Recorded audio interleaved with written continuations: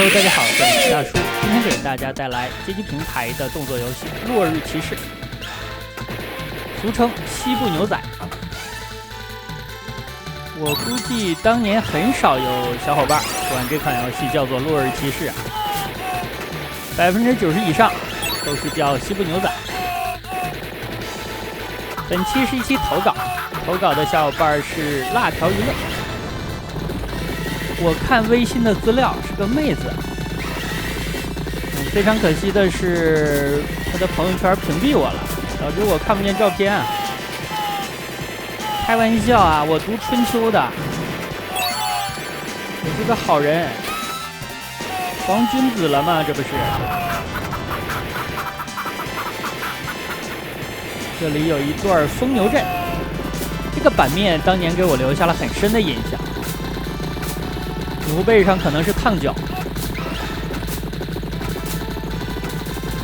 导致人不停地在跳。来到了第一关的 BOSS， 这些 BOSS 实际上就是被悬赏的罪犯。第一个 BOSS 叫做西蒙·格里德威尔，比较稳妥的打法就是先清理杂兵。杂兵清理完之后拆桶，拆完桶再打 BOSS。 这个 BOSS 是可以占安全位的，不过桶掉下来是有攻击判定的，所以需要躲一下。左边这个无所谓了。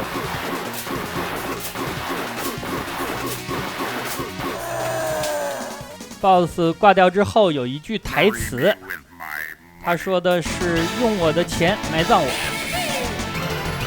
这句台词后面还出现了某个电影当中，也算是名句了。同时这句台词也呼应了 BOSS 名字里的格里德威尔，是贪婪的意思。所以这款游戏 BOSS 的人设做的还是非常细致。第二关是骑马的战斗，骑马的战斗难度比较高啊。你可以跳跃，也可以趴在马的身上，但是躲避起来就没有无马的状态灵活了。我不知道大家怎么样啊，反正我是喜欢无马，也有例外的情况，就是这个版面长的啊不对，是设计的比较惊艳，那有马的话也能忍受一下。不是那么绝对，90%吧。年纪大了呀，你的审美也会发生变化。这里追上来一辆火车，大家可以数一下这个火车车厢的数量。之前我给大家录制过一款街机平台的古董机游戏，叫《大列车强盗》。里边整8到10分钟的流程，主人公都在一辆火车上，所以那辆火车没有100也有80节车厢了，实在是有点夸张。目前打的算是游戏的第2关，流程长度是7关，但是有8个赏金手。所以有一些关卡你要面对不止1个赏金手。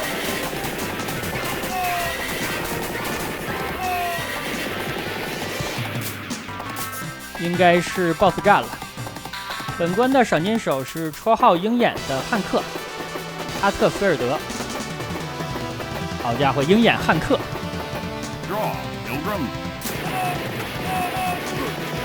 同样先清杂兵。BOSS 本身耐久没多高，你跟着他走就可以，因为他发出的都是指向性的攻击，只要他开枪之后，你不站在原位就可以了。他下来之后可以蹲着和他对射。那打完了2关之后，要进入一个奖励关，这个奖励关也比较简单。本作的分数意义不大，所以玩家这里没有打。奖励关一共要出现2次。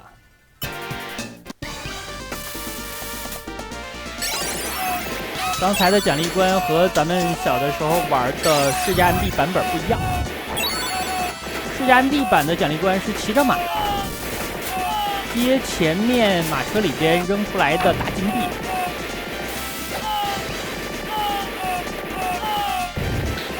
世嘉 MD 版出品的时间比街机版要晚1年，是一个移植的版本，但是 MD 版缩水太多了。7个大关砍剩4个，赏金手也有缩水。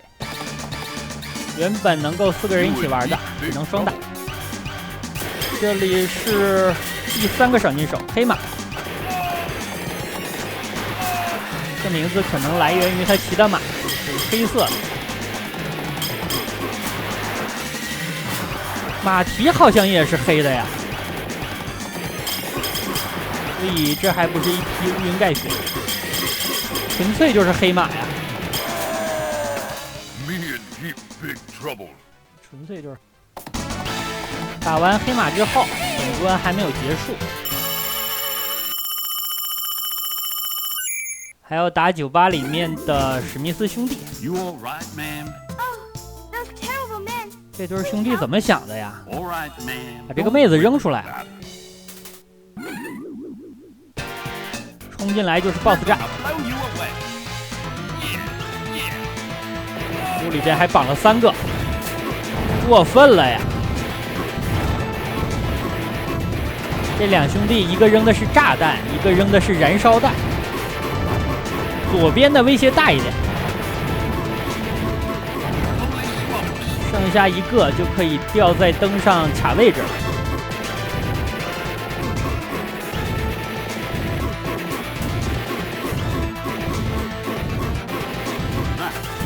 所以为什么哥俩不都使用炸弹呢？非要用燃烧弹？有攻击死角啊！打完了之后，这里3个妹子跑过来给跳舞，但是啊，竟然出现了贴图错误，这个灯光不是半透明的了，直接把人挡住了。这段舞我看了个寂寞呀，简直了！后面的4个赏金手，在1张赏金单子上。这里是第4关，我感觉街机版第4关的难度要低于世嘉 MD 版。世嘉 MD 版像这种障碍物突然就出现，你会听见列车鸣笛的声音，但是障碍物出现的速度太快了，我估计当年很多小伙伴会被打中。这里是第5个赏金手埃尔格列科，打他就是先跳走，然后在地面等他跳过来，用枪打就可以了。这家伙的 AI 有问题。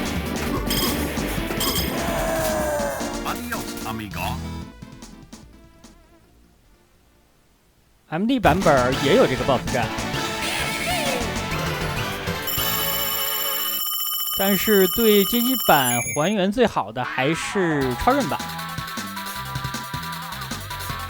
这里的奖励关还是稍微敷衍了一下，打了7个，2个奖励关中间的部分我都给剪掉了。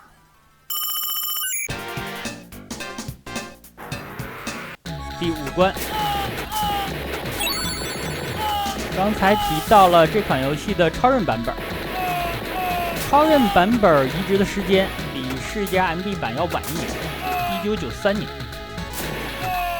基本上还原了街机版的全部内容，但是由于审查制度，还是删减了部分要素，包括之前扔炸弹的妹子，还有酒吧的成长环节。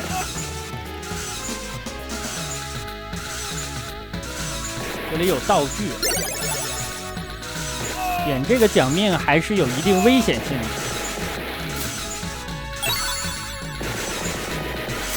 游戏当中2种增强火力的道具，一种是变成双枪，另外一种是加强你目前的射击强度。这里是本作的第6个赏金手，头皮酋长。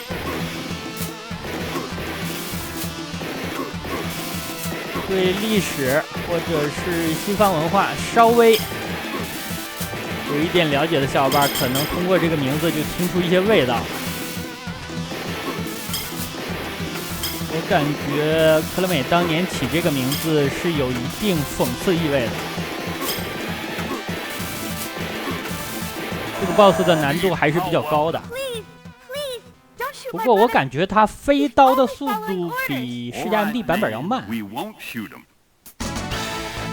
且画面要更加丝滑一点。后面就是第6关了，也就是本游戏的最终关。这款游戏谈不上什么剧情，就是4个西部的赏金猎人惩恶扬善，获取赏金的故事。这4个赏金猎人也是有名字的，分别是史蒂夫、比利、鲍勃和科尔马诺，分别对应了游戏的1、2、3、4批。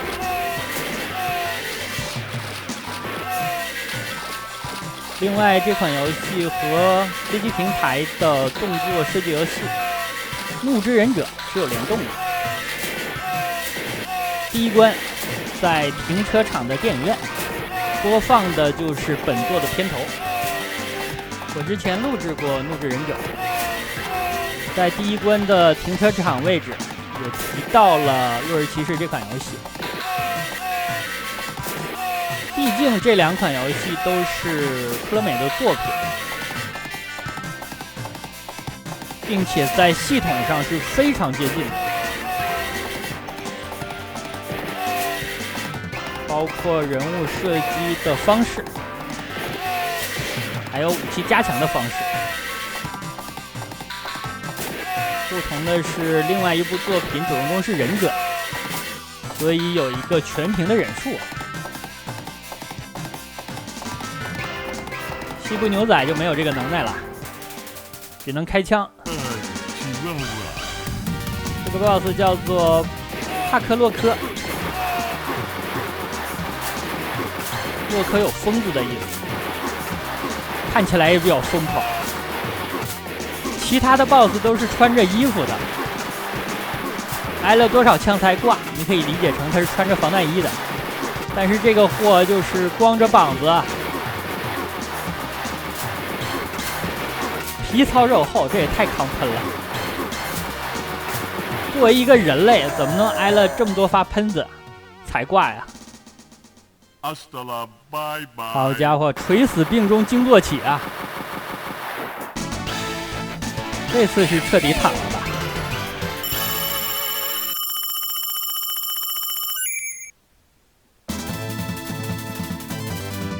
然后就是本作的最后1关了。最后1关的关卡设计和 MD 版有比较大的差异。MD 版最后1关的战场更像一个庄园，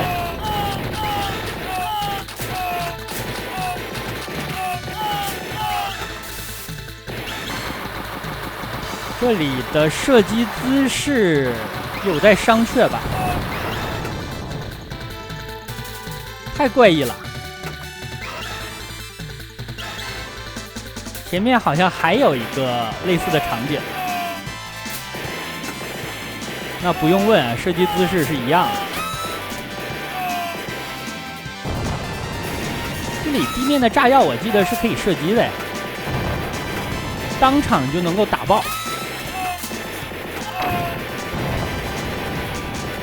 不过玩过这款游戏的小伙伴应该都知道，这款游戏最重要的就是节奏。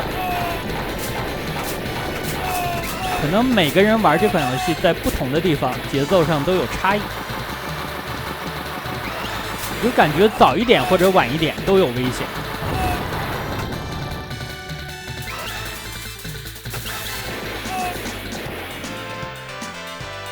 这个地方打得好谨慎啊！你就知道，小的时候玩这款游戏，在这个位置没少吃亏，所以才采用了如此谨慎的打法。